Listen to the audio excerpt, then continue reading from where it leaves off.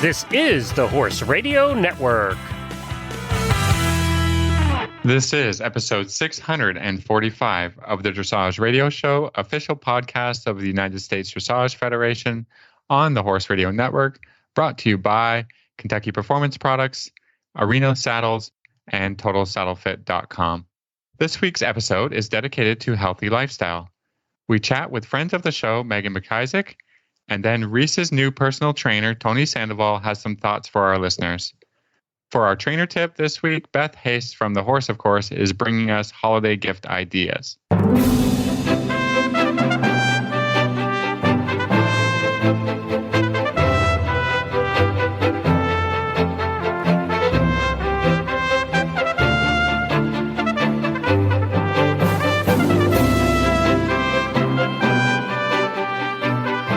Reese Stanfield from Georgetown, Kentucky. And this is Philip Parks from Rockwood, Ontario, and you're listening to the Dressage Radio Show. Well, hi, Phil. How are ya?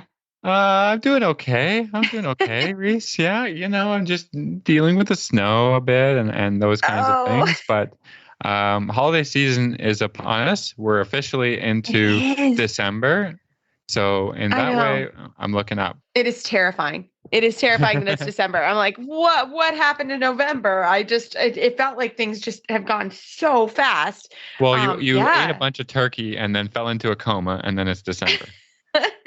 Well, kind of. Yeah, exactly.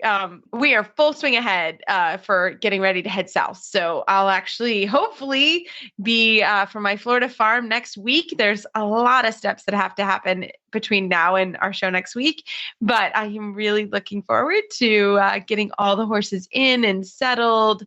It should be really, I'm looking forward to it. Like I said, right now it's a lot of work, and I have this need to clean my house before I leave and pack everything up. And it is nice once it gets done. It's fairly done now, so it's really cool. But yeah, keeping the horses worked, and it's a really big team effort. So I have to shout out to my team because they've been amazing, and we're getting it done. So it'll be good.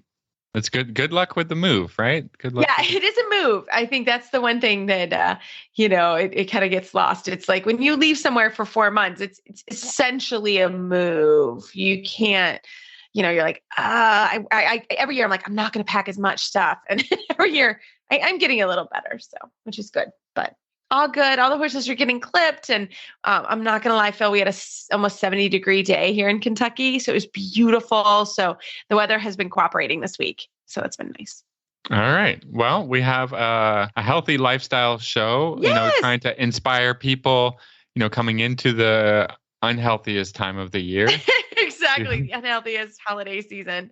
Yeah. I'm excited about the show. I'm excited to share my journey with Tony, my new coach. He's been already amazing, and I've only been working with him for about a month and a half or so. I started about 6 weeks before. I was like, I'm leaving for Florida in 6 weeks. I really need to get together with Tony. I'm like, why didn't I call him this summer? But you got to start somewhere. So I'm looking forward to that, and it'll be good. So I think we're also going to enjoy hearing Megan McIsaac, her journey. So we hope to really inspire you with this show. So we're going to have a quick commercial break, and we're going to come back with friend of our show, Megan McIsaac.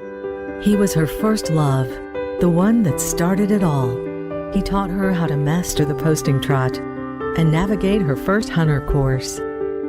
They spent hours together exploring the trails and hanging out in the barn. His name was doodled on every page in her school notebook.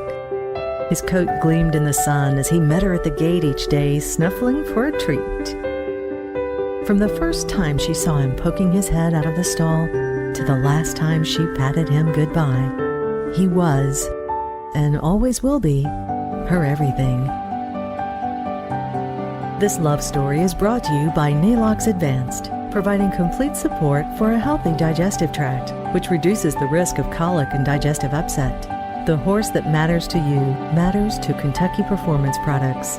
Call 859-873-2974 or visit kppusa.com to order today.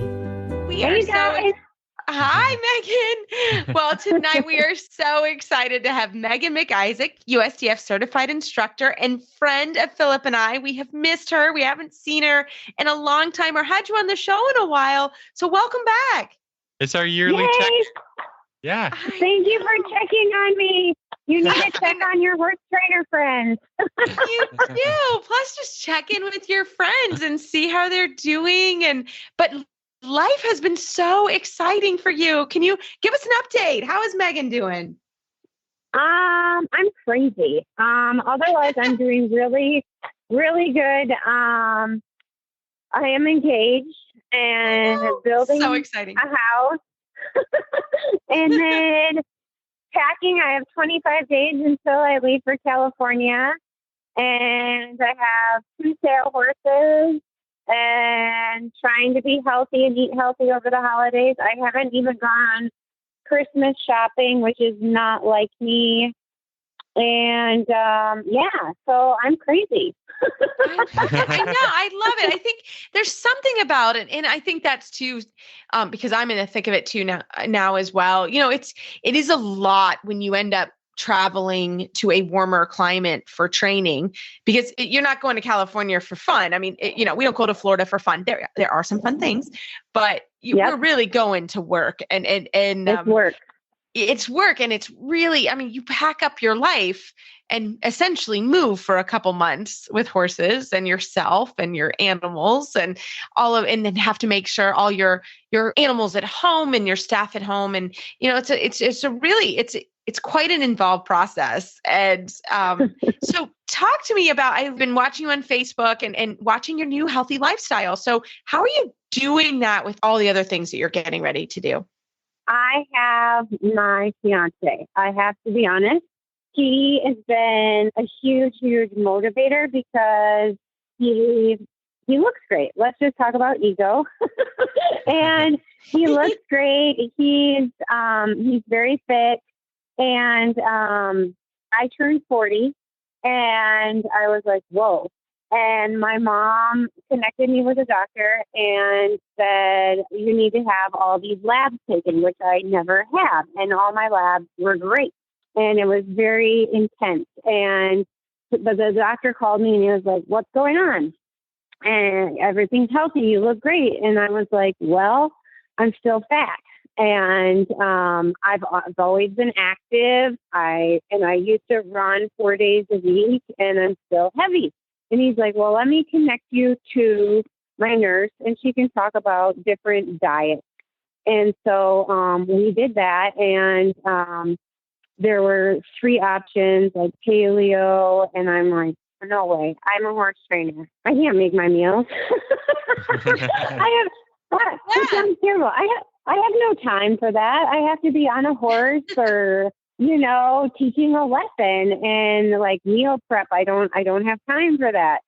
So, she, you've heard of isogenics, I know, and I have tried isogenics, which is a shake. It's a protein shake. And, so she was like, oh, you can be on this 11-day shred is what it's called. And it's with shakes and meats for 2 days and you eat. And that's the thing I love. I have like Slim Jims all over the barn.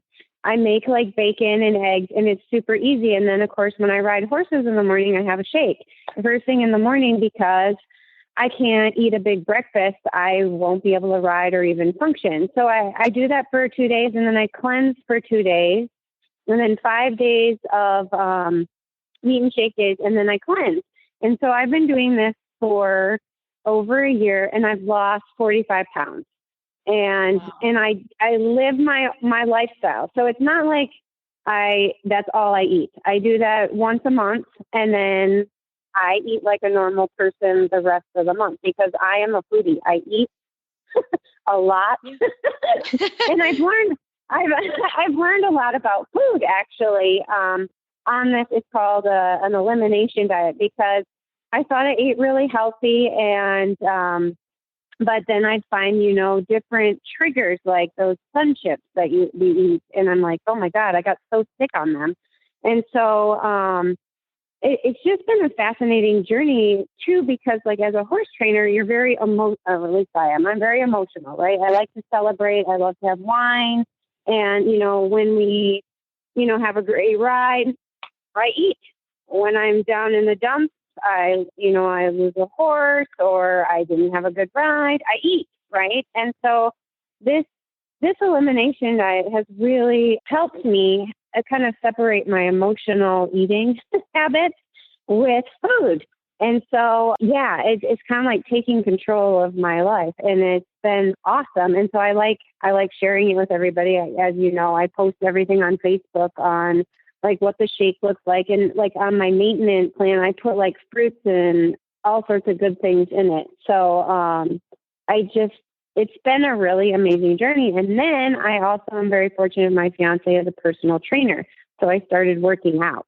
So, Yes. I mean, that's great. I mean, congratulations on investigating, taking charge, figuring out what works for you.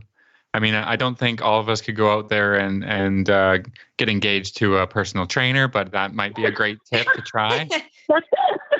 Yeah, it's a good tip, ladies. Well, it's a good idea. And he's, I do recommend that, but I don't, because like he loved me for where I was at when we met, and he still loves me today. And it wouldn't matter if I was 200 pounds or if I was 110, which would be too skinny, and anywhere in between. And I didn't start working out with him until like he was like, hey, I think this exercise would help. He actually watched a body awareness clinic, and he was like, I think I can help you with that. And I was like, well, that's cool. And I really noticed the difference in my riding. And of course, it's been hard because we saw each other once a month because he lived in California and I lived in Wisconsin. And then now we actually live together. So now I can train with him on a regular basis, and I hate working out. And so I started working out with him, and I was like, yeah, this is great. Thanks. And then I stopped. I stopped for a month because he wanted to help me get ready for regionals. And then after I stopped, it was really eye-opening because I noticed a total difference in my riding. And so then I was like, okay, hey, babe, do you think I can work out with you again? And he was like, sure, whatever you want. And with the combination of what I eat, I feel better. I'm not cloudy in my mind. I don't feel bloated or fat. And then I actually have more energy and want to work out. And so I've kept up with the workout. And so now I actually feel good. Not every day. Obviously, I'm not normal. But he's been really supportive in that. And really why I say it's like he's been more my motivation, just because I want to look good. I want to be healthy. I want to be attractive to my partner. He hasn't pushed me in any way. So, but now I think I work out with him 5 days a week, and it's a different system too. It's with weights and resistance bands, and he has a system called bell bands, which actually is a resistance band you can hold with dumbbells. So you don't have to hold heavy weights. They can be very lightweight, and it is less. And actually, you should really talk to him. I'm not that smart about it, but less torque and pressure on our joints. So it's been a great workout. We as professional riders and all riders, whether you ride once a week or whatever, have to, treat horse riding. There's a lot of other things in it, but I mean, you have to be an athlete, right? I mean, or you have to be strong, and you have to have some cardio and all of those things, because if you take it seriously and you want to compete, you've got to look at your overall health. You've got to bring everything to your lesson whenever you have one, or to your riding whenever you have one. And if you're incorporating more healthy lifestyle things into your habits, you're going to be better. You're going to be better for your horse. You're going to be more capable. You're going to, so I think it's all like you and Reese and I, we're professional riders. And so we're thinking about this all the time, but everybody needs to do it because it's a sport. Mm-hmm. And Yeah. it's gonna benefit you mentally, and it's gonna benefit you physically. So, whatever you can do, whatever you want to bring to the table in 2022 to become healthier is great, right? And we all need a buddy to help us get the motivation and all of that stuff if we're doing workouts and whatever. But make a change today. Just even small things, I think. Sure. Yeah, for sure. And with the ER Shred, they actually have a Facebook group, and in the Facebook group, I love it. Even though I've never met any of these people, and there's 23,000 people that are in this Facebook group. You can lurk, you can participate, you can make comments, and the group takes you as you are. And you can, if you're struggling that day, you can make a post and say, "Oh my God, I'm struggling. There's no way I can get to this cleanse." And they offer suggestions on like taking bone broth or, drinking more or a little wafer, and then what's been really fun is to take pictures. and I'm not one that likes to take pictures of myself, confidence and ego. And, I don't like looking at pictures of myself. And so it's been fun to do like before and after, and they're all just really supportive people. And I totally agree. You have to have a support team. And in the past in my life, I've been married, and I didn't always have a supportive partner in terms of food, because I'd be like, "Hey, I'm going on a diet." And he's like, "Hey, you want a cookie?" And you're like, "Yeah." Of course I want a cookie. Are you out of your mind? And now I'll tell AD, it's like, "Okay, well, it's Wednesday." He's like, "Okay. I won't eat in front of you." He's very supportive that way. And that's been a huge, huge thing as well, as the people around me, and my students included. They always used to bring me muffins and cookies, and they ask me now, like, "Hey, can you have one?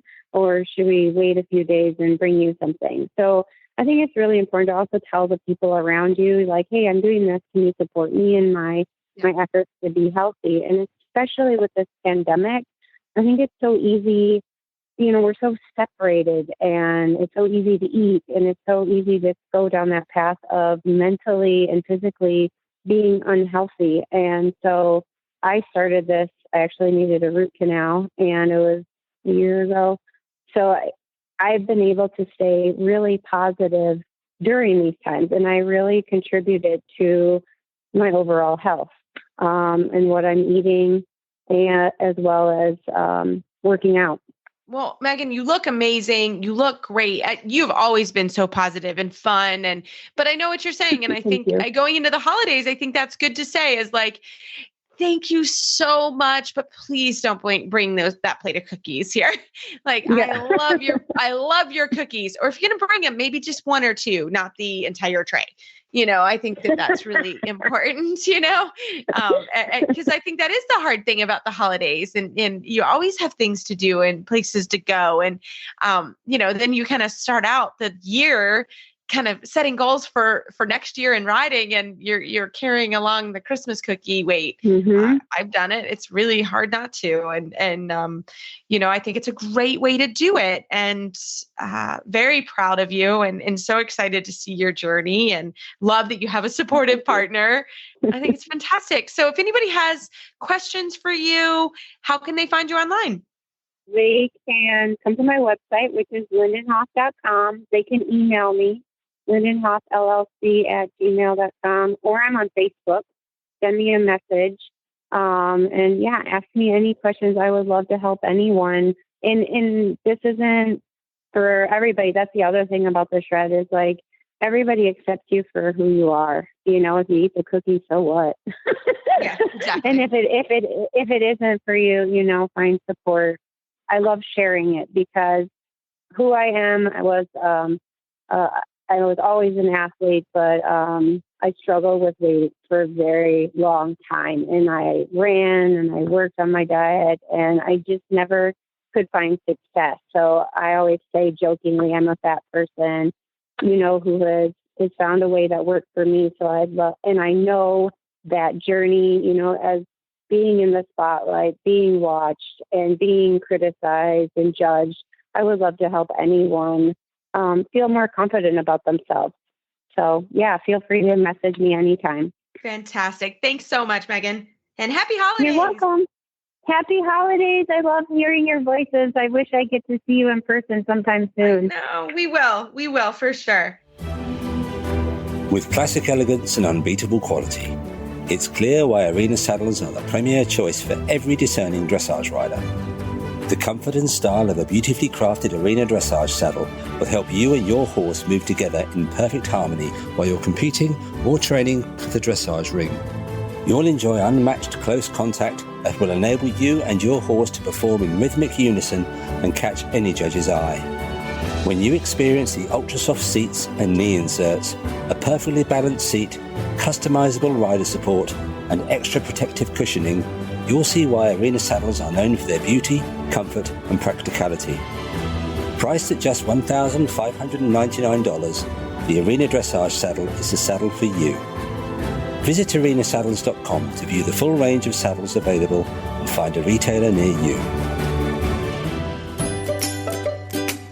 The Plaidcast is North America's most listened to horse show inspired podcast with over 200 episodes. Hosted by me, Piper Clem, publisher of the Plaid Horse magazine. Listen in to hear guests which include Olympic equestrians, top hunter jumper and equitation riders, trainers, vets, farriers, horse show managers, and industry insiders discussing topics that matter: horsemanship, collegiate riding, the state of our sport, and horse show how-tos for riders at every level. One episode each month is devoted to the mental side of your ride with nationally recognized mental skills coach and author Tanya Johnston. You will also hear insider stories about how the Plaid Horse magazine comes together every month. Well, tonight we are so excited to have my new trainer on because it took me forever to call him, and I'm so glad I finally did. We have Tony Sandoval on the line. Tony, welcome. Hey, Reese. Thank you so much for having me on the show. I know. Well, we've had several sessions together at this point now, and it really, you and I have, I don't even know how many clients we have in common, but I'm not going to lie. It did take me a little bit of time to give you a call, which I think is something we should talk about as we talk about healthy lifestyle and working with a trainer. I think I'm probably like a lot of people. I had some mixed reviews from having a personal trainer before, but I hadn't met you. And so I wanted to introduce everybody to you and tell them how you're different and how you've already changed my riding. I'm actually nervous about leaving Kentucky because Tony's not going to be there. But so let's start with that. Tony, tell us a little bit about you and how did you get started in personal training and training equestrians specifically? Yeah, so I moved to Kentucky to work with the University of Kentucky football team. I was part of the staff, the strength and conditioning staff, and we did a lot of things forward thinking as far as the sports science of things, tracking, analytics, anything that we could do to improve the level of athlete that we were getting at Kentucky, because we're not like a juggernaut for football. The great football players don't come to University of Kentucky. We had to build them, right? We had to build them. And I was all about that. I've always been a coach that always saw the good in people and was very, optimistic, and anything I could do to help, I've always was there. That's why they brought me over here, just my coaching style in general. And so like any college strength and conditioning coach, you are only as good as the team is. So once we had a losing season, I was the bottom man on the totem pole. So they decided to let me go. And I just started, I stayed in Kentucky. I've been moving. I'm originally from California. And I really liked Kentucky, and I started personal training. I met a couple of equestrian athletes, both, while one keeps herself an adult amateur, but the other one is a pro rider, a saddlebred, and then an eventer. I didn't even know what the difference was, to be honest. I just liked training them. They told me what they needed, and I took out all my sciencey stuff and started working with them, and they really enjoyed my approach, which was not what you would consider the traditional personal trainer. I never considered myself a personal trainer. I was always a professional strength and conditioning coach. And so I carried myself about it. I did all the things to help people. And then once I started getting really into it, one of my athletes, Allie Knowles, she had a horrible rotational fall and pretty much broke everything on the right side. And so I helped her rehab. She did a lot of hard work. We got back on a horse, we as in her, probably about 6 months after that. And then she was competing, like, I think Land Rover was right around the corner, and then she competed. And so that was my first ever event, by the way. I'd never gone to a horse show. So my first thing was Land Rover. So I go, oh man, this is cool. And then I go to an adult amateur one, and I was like, wait, this doesn't look the same. This does not look the same as what I've been. Not the same. Right? The horses look different. What's going on here? So, I mean, then I asked her, like, hey, is this a need? Like, do a lot of people train like we do? And she laughed and she said, oh, God, no. And so I said, but this is a dangerous sport. So I pretty much was pitching to her the idea of, should I make this like a thing? Because I feel like I helped you and you pretty much survived that horrible accident because we were strong. You were able to recover faster because you were stronger. And I feel like I could help a lot more people. And she said, yeah, you know what? It's not really like a cultural thing for us. It's like maybe some people do it, but not everybody. So then I just went on this mission to re-educate. And even my tagline is to redefine equestrian performance, because I really do believe that I think if I educate people on what fitness is, what equestrian performance is, and how we can get there on a path that is built for someone and not going against the grain as to where they're at in life, how they view fitness, then I could make an impact, not just, for the performance part, but wellness, lifestyle, stress management. I mean, I work with people at all levels, reading blood work, helping people with, metabolic issues. It just became something so much more than when I first started about 5-6 years ago. So Tony, maybe you can tell us a little bit about, because I'm sure you have quite a wide range of equestrian athletes in your programs. What did you have to change about? I think when you come from a football background or a college athlete background, that these guys are strong and they're there's a lot of testosterone and it's you're pumping iron and all of that. So what had to change within your viewpoint or how you brought what you can bring to different people's programs? So I had to change my assumptions. I had to take step backs as to what was coming through the door or what was contacting me. Even, thinking, having workouts that were tailor-made to whoever was coming in, that wasn't even the spot that I had to start with. So I started really digging deep into these conversations with people and finding out that their lifestyle habits were off. So even if I had a legit program that someone would do, they don't sleep well. They don't manage stress from family, work, social environments, riding horses, shows. Like all of these things were affecting their ability to be consistent with any program that I put out, no matter how individual, no matter how beginner. It wasn't working until I started talking to people, watching them, going and watching them ride. And not that I know as much as a trainer like Reese about riding, but I would stand by their trainer and listen. And I'm a fan of coaching. That's why I got into this. And that's why I don't consider myself like a personal trainer. I'm a coach. I like to see things and go, where do you want to be? Where are you now? And where do you want to be? And a coach helps someone get there, that, in my eyes. So I had to, sit down and listen to histories and what have you done before? How much do you eat? Do you know XYZ about nutrition affects how you manage stress? How do you show? What do you think about when you're showing? Do you get nervous? Do you start thinking about X, Y, and Z? What's your meditation process? So I started trying to fix, now I'm not going to say fix, but I'm trying to help and support the athlete in front of me and help them become the better version of themselves. That way they can now enter a program like a fitness, a strength and conditioning program, and have the proper tools to help them be more consistent. And I think that's the biggest misconception, that when people see me or they hear me, they think all these bad connotations about like personal trainers and sweating too much and not being able to understand that the work that they're going to be doing affects, their riding. Or if you're a trainer, you got to ride 8 horses, but you just got crushed in your morning workout, that would be a problem. And therefore that would scare you away. That's why I don't even call my workouts. That means you're just going in there and just doing things that have no purpose as far as reaching your goal. We have training sessions.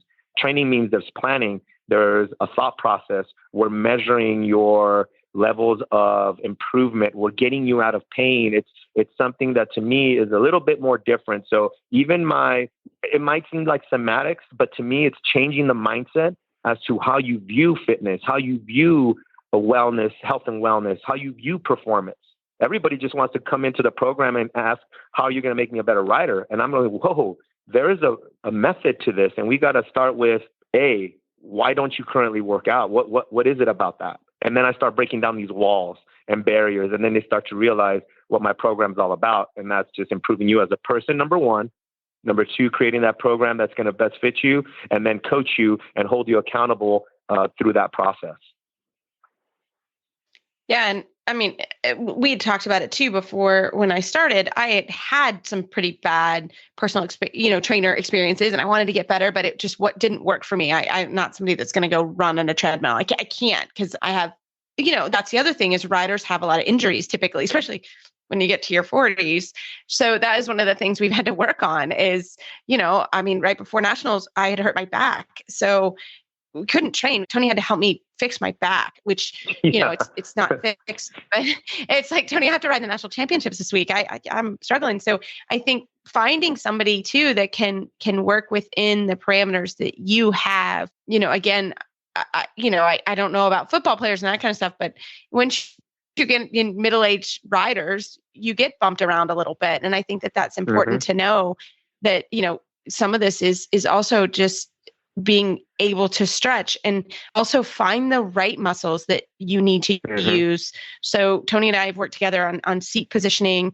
And since we have a lot of the same clients now, we can use now a similar language. And it's really, really helped a lot of us. And, whenever I go, I just went the other day in the morning, and I felt like I rode so much better because we had worked on my back, which still wants to be grumpy, and worked on my half halt muscles. And it was so cool because I went from Tony's and then came back to the barn, and I really could work on that specific thing that we were working on. So I think that's the difference. And I think that personal training, it can be scary, and I don't want to hurt like that. I'm not going to do it. I can't. I don't want to run and then not be able to sit down. So I think that is for sure kind of the healthy lifestyle. And Tony's just chipping away. He had no idea what he was getting into when he started. But everybody said, good luck to me. I was like, oh no, good luck to Tony. But I think you're starting to see that a lot with riders, and you're pretty good at working with us. And come on, let's one step at a time, which I think is important. But I do think we as riders want to get better, and we know we need to stretch, and we know we need to get stronger. But I do think sort of finding that avenue that works for you and is the right amount of work is important. But Tony, so talk about that, like kind of finding the right program, because we talked about that the other day. It's like you always hear start with little steps, but if you don't even know what the little steps are, so can you talk a little bit about that for us? Right. So like we had talked about in our initial conversations, it's hard to get in a program that for a lot of people would work if you come into pain. So first step is, if you're dealing with pain, is to get with someone that not only understands why you're in pain, what's hurting, but can actually figure out and has the time to come and see what you're doing that causes the pain. Because it's like, for instance, MRIs. When you take an MRI and you sit in that tube and you got those loud magnets making all the noise, and you are staying super still because the technician tells you if you move, it messes up the image. Well, then that image comes out, and that's just a picture of you lying down. It has nothing to do with you actually moving and what's going on. So sometimes MRIs can be a little deceptive in the sense that, they get what's going on, but when you're riding, your back moves different. Your hips are moving different. Yeah, you might have a torn labrum, but for some reason, it feels pretty good when you ride. And so for me, it's finding someone that understands the actual demands of your sport and can see, okay, this is what's going on. This might be causing the pain. And then here's the program that you're going to do to actually start relieving some of that pain. That way, when you start working out, you're not, I like to use this term a lot, you're not feeding the dysfunction. Because if you're in pain and you go into even the most individualized program and you start working out, your body will compensate into every exercise that you do because you are in pain. It's going to shut off muscles that need to be shut off, and it's going to overcompensate the ones that need to work harder because muscle group A is shut off. But yet you're in a great program, but it's not working the same. And then you lose motivation because now you're in pain. And so again, to me, it all comes down to the foundation. And I talk about that next. I'm sure we were going to talk about this, but next week I'm presenting at the USCA, and it's all about that. It's about lifestyle, and everybody wants results tomorrow. And it can't be like that, because if you've been a person that has not been training and has not been in a fitness program, you have to take your time to get into it, because if the goal is to have consistency, sustainability, it's not a 12-week shred for the season type of deal. That's not the right way to do it. That's the way people promote it. And I just think that there's more to it. I think that if you're really trying to help yourself, and especially someone like myself, I'm really trying to help the community and the sport, that there has to be a long-term development. And that's how they have it in other countries. In other countries, it's not the right fitness program. You are in a developmental program that takes you from year 1, and in 5 years, this is what the predicted results are. And in another 5 years, here's who you should be. It's so planned, but in the States, not so much. And it's not just equestrian sports. It's been like this for a lot of team sports, and we're barely getting into getting these long-term development models that will help people be fitter. And I know that's probably like an answer that's like way out there from what you really asked me, because I know it would seem super easy, but again, to me, it takes a little bit more attention to detail to find something that's going to work for you. So Tony, it's interesting hearing you talk, because it sounds like you came from a place where you had no awareness of equestrian sports, and you've really dedicated yourself to learning and getting into it. So I'd just like to ask you, you talked about the demands of a rider. So what sort of surprised you in learning about, riders and fitness as required to ride a horse? Because most people would just say, well, you just sit on there and the horse does all the work. So, that kind of attitude, so maybe just talk about how you educated and how your thinking has shifted, or what you've learned as far as what's the demands on an equestrian athlete. Again, my first experience was a 5-star, event. Yeah, where you were in the deep end there. Yeah. So when you start watching that, and it was almost like, okay, this is the cake that you're supposed to be able to bake. This is what it looks like. This is what it smells like. This is what the horses look like. And, for my untrained eyes, I didn't know anything about what was going on. I just wanted to support my friend.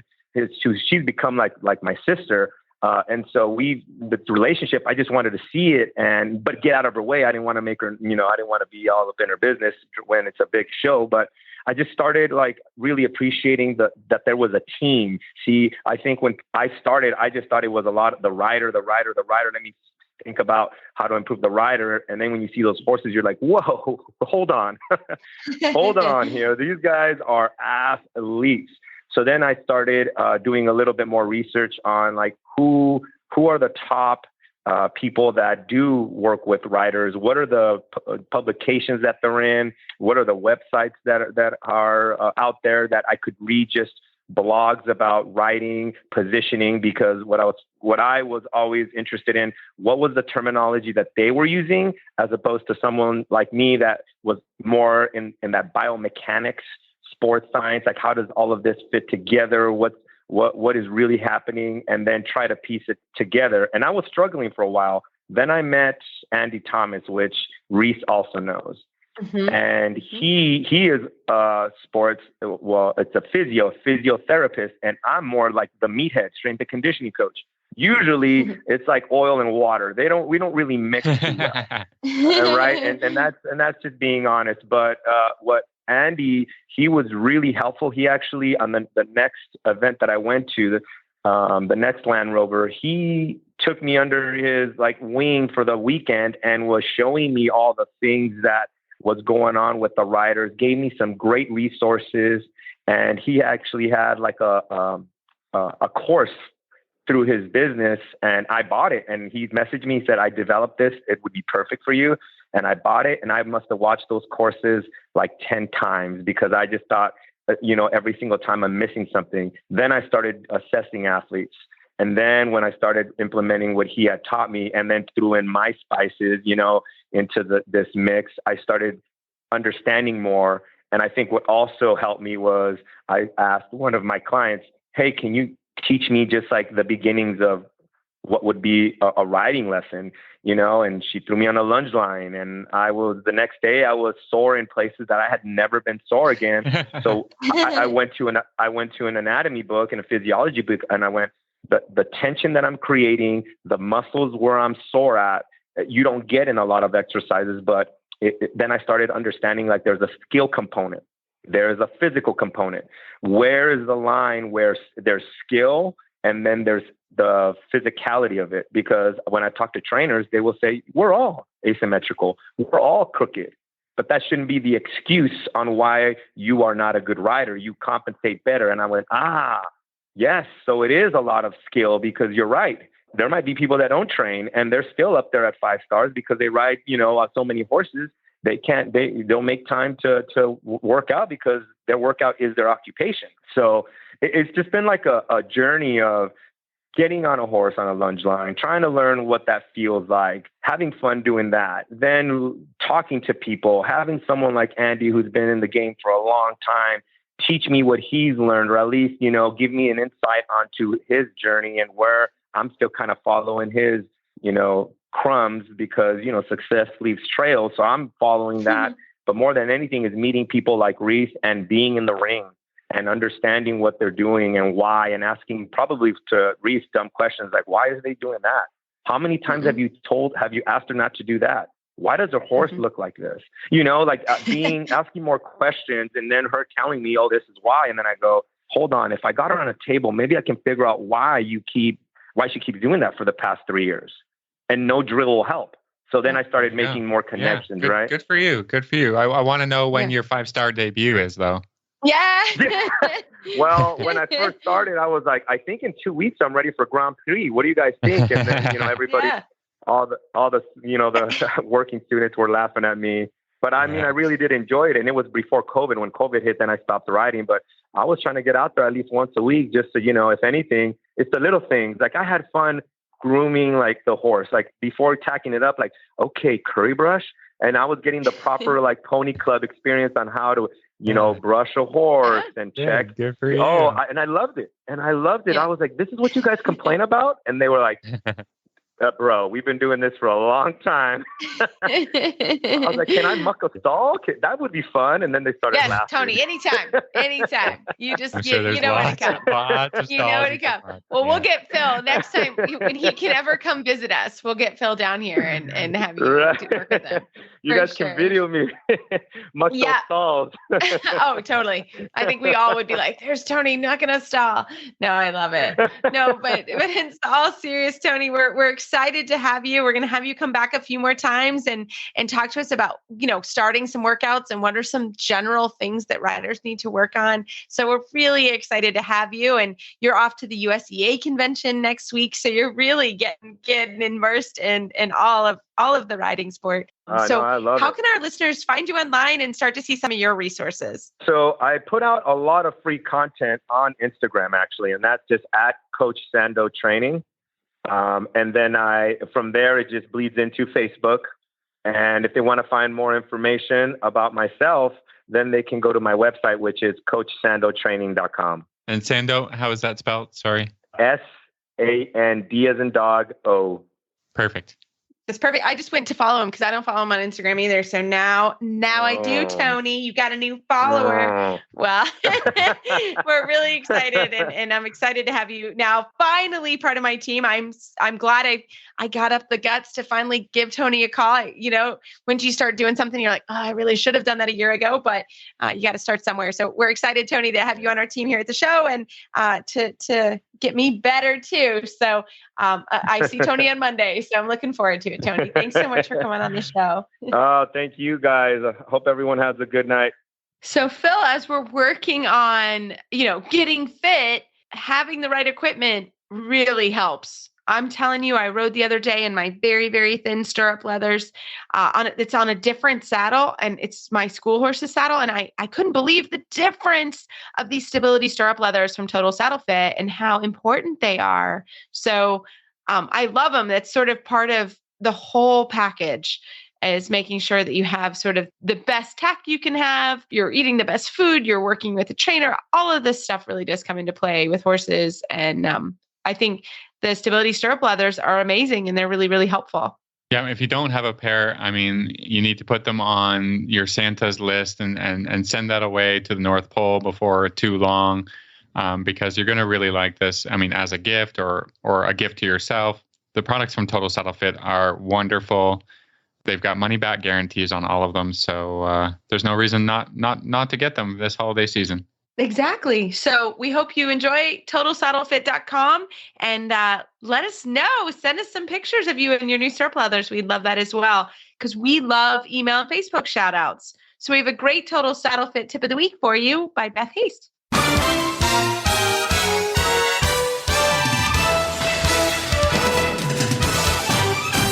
This week's dressage training tip is brought to you by Total Saddle Fit, home of the shoulder relief girth at TotalSaddleFit.com. Well, for this week's Total Saddle Fit tip of the week, in preparation for the holiday gift-giving season, we have Beth Haist of The Horse, of course, on the line tonight to help us with some gift-giving items for your trainer, your barn mates, your barn manager, your favorite radio show hosts. Beth, welcome to the show. Thanks for having me. Merry Christmas, Happy New Year, and Happy Hanukkah. I know it's here. I don't know if I'm ready yet, but it's here. So Beth, we were actually chatting offline. We're like, we better get online and talk about this. You have some awesome gifts for the holiday season. So I'll just let you get going. And it's always such a struggle to find that really fun item, And if you can find something maybe that you don't need a size for, sometimes that can be great. One of the things that I found was this comes in a pack. It's number sets, and they have a big pin on the back, and you change your numbers, and they're great for a horse show, and they don't require a size, and you can get those, which are a super gift if somebody is horse showing. Yes, this last season they made them mandatory for us at horse shows, so they didn't have to it was we're trying to do everything contactless, so you don't have to go to the show office at all. No. All the entries were done online and whatever, and so they just gave they told you in an email of your ride times and your number, and they said it's up to you to be putting your number up. So I really like that. That was a good. Wow. A good COVID. That was good. Anyways. That's a good update. Even if they ask you to do that, but even if you didn't do that, you don't want to ever take a chance of being out there with your horse grazing around and not have a number on. Mm-hmm. So by taking the number you get from the show and just putting it on the halter for the whole show, and then setting your numbers up to put on your saddle pad or put on the bridle, is a great way of never being out of your stall without a number on. And I think it's kind of classier on the saddle pad. Yeah, it's nice. So I think it's lovely, and I don't think it bothers the horse, where if you put it on the bridle, sometimes some horses tolerate it, some horses don't like it so well. I think the saddle pad is the way to go. And there's a couple of ways you can do it. You don't have to spend a lot of money. You can get, number sets for starting at $10, and you put some Velcro on your saddle pad and some sticky Velcro on the back of the number set, and voila, just slap it on. I love it. Or you There buy you the go. number set for your trainer. That's such a good idea. Oh, I love it. And the new number sets with the big pin on them are so convenient. And Somebody they was come in smart. a set of 2. Yes. Nice. And they're not easy to come by for some reason. There's only like 2 companies. I think they should be making a lot more of them because we go through them like crazy, but they're just so nice and convenient. Oh, I love it. I love Great it. And gift. Great gift. how about some saddle pads? You have some new ones this year, right? Yeah, I just got in some beautiful Les Mieux saddle pads, and they have a carbon mesh on the top for breathability for the horses, which is a really nice pad. And it's easy to wash. It comes in really pretty colors. And that's a really nice saddle pad, especially for every day.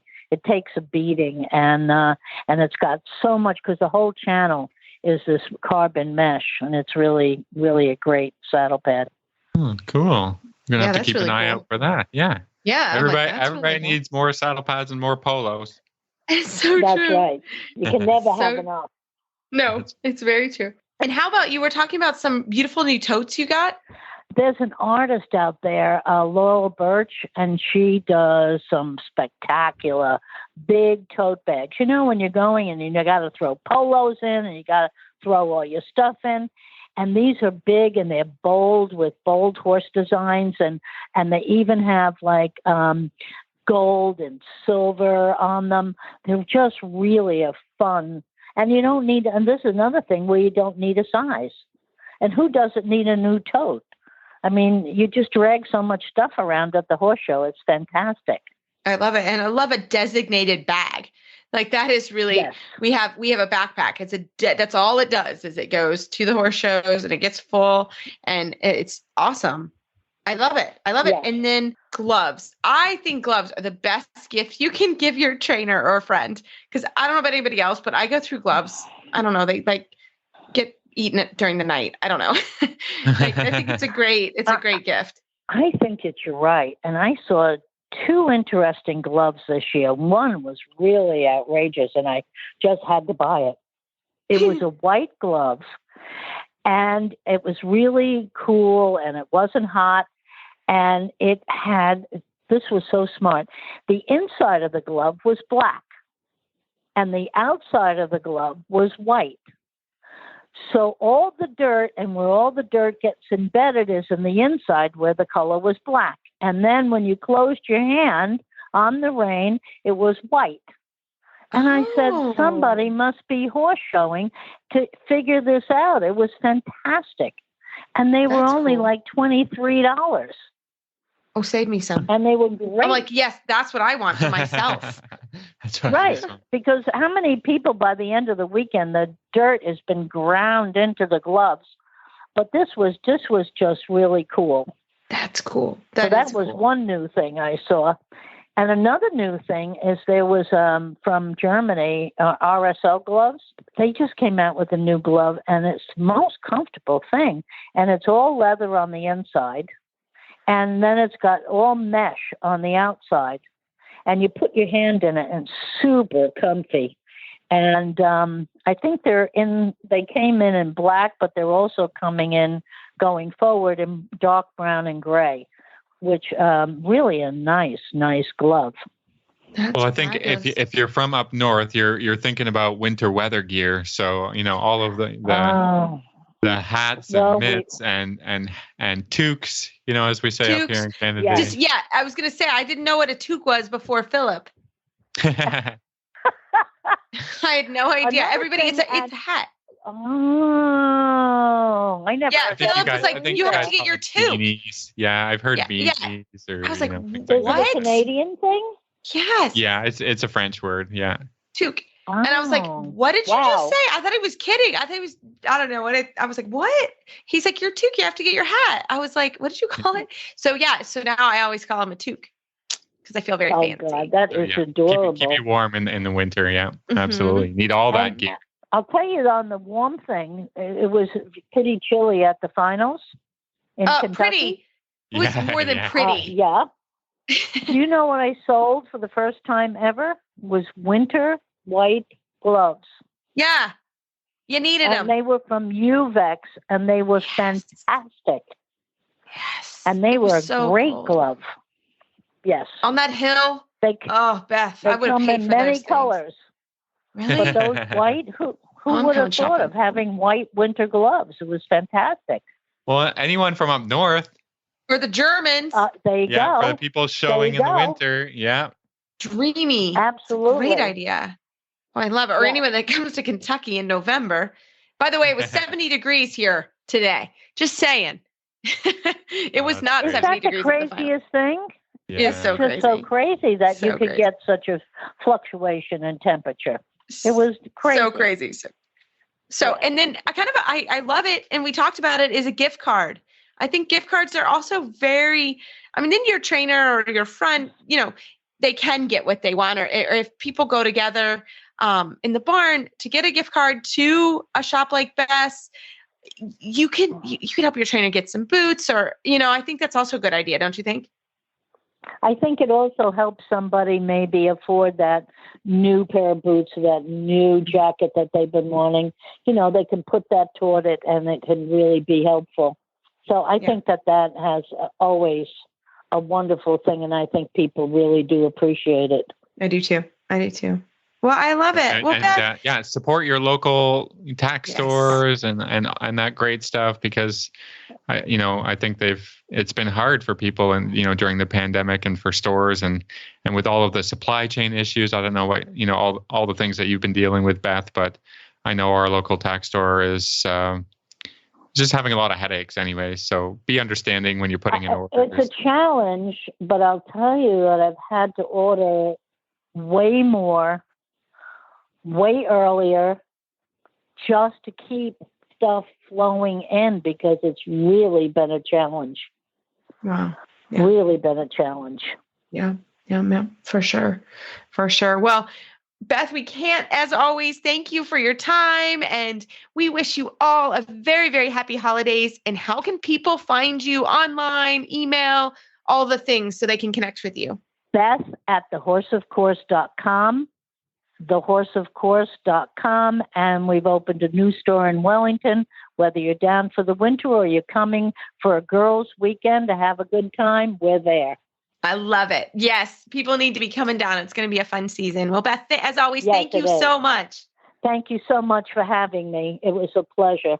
Well, everybody, just a reminder, we have a book club of the month going. We have Robert Dover's The Gates to Brilliance. I have not been able to start this book, but I can't wait to get to Florida and get it started and enjoy it. So get your book and we'll get started from there. As always, you can find our show notes and links to today's guests on our website, dressageradio.com. Like us on Facebook, just search Dressage Radio Show. Follow us on Twitter at Horse Radio. My website is maplecrestfarmky.com, and my email is reese@horseradionetwork.com. I think the best place to find me is probably on Facebook, or my email is philip@horseradionetwork.com. I'd like to thank our sponsors for allowing us to put on a good show. That's Kentucky Performance Products, Arena Saddles, and Total Saddle Fit. Don't forget to check out all the other shows on the Horse Radio Network at horseradionetwork.com. Everybody, keep your heels down and your shoulders back, and we look forward to talking with you next week.